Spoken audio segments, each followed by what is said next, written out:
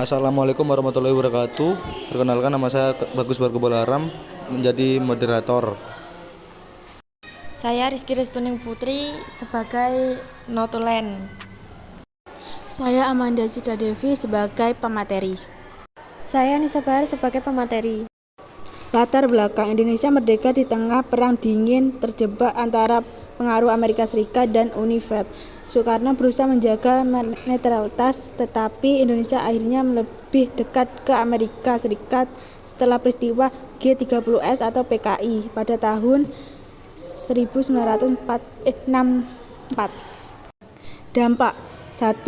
Bidang politik. Sebagai negara dengan kedudukan geopolitik yang strategis di kawasan Asia Tenggara, Indonesia terlibat dalam dinamika polarisasi dialogi antara Amerika Serikat dan Uni Fed.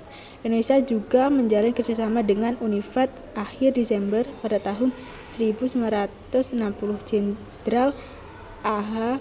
Nasution pergi ke Moskow, Uni Fed. Indonesia menerima dukungan membantu dalam pembangunan infrastruktur ekonomi dan pembangunan militer Indonesia dari kedua blok. B. Bidang ekonomi. Perang dingin mempengaruhi arah kebijakan ekonomi Indonesia melalui kerjasama ekonomi dengan negara-negara barat, terutama Amerika Serikat.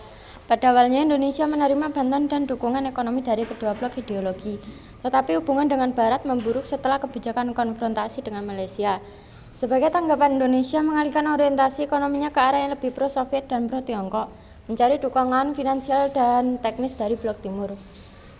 Dampak Perang Dingin terhadap ekonomi dapat diamati dalam beberapa aspek. 1. Bantuan dan investasi asing.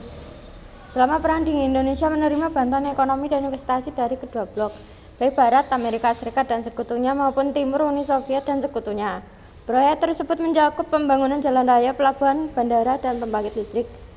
2. Polarisasi perdagangan. Perang Dingin menciptakan polarisasi perdagangan dengan kedua blok berusaha memperluas pengaruh ekonomi Indonesia berada di persimpangan dagang antara Barat dan Timur.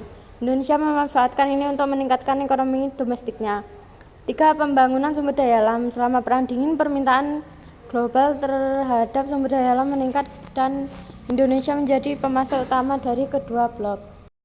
Penjelasan. Menjadi kesimpulannya, Indonesia di tengah Perang Dingin berhasil menunjukkan kekuatan dan kemerdekaannya dengan 1. Menjadi pelopor gerakan non-blok, 2. Menjadi mediator yang berani, 3. Menjalankan misi perdamaian, 4. Membangun ekonomi yang kuat.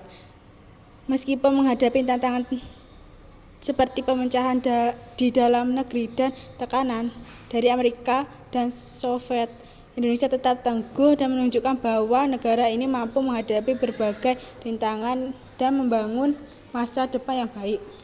Saya akan membuka sesi tanya jawab.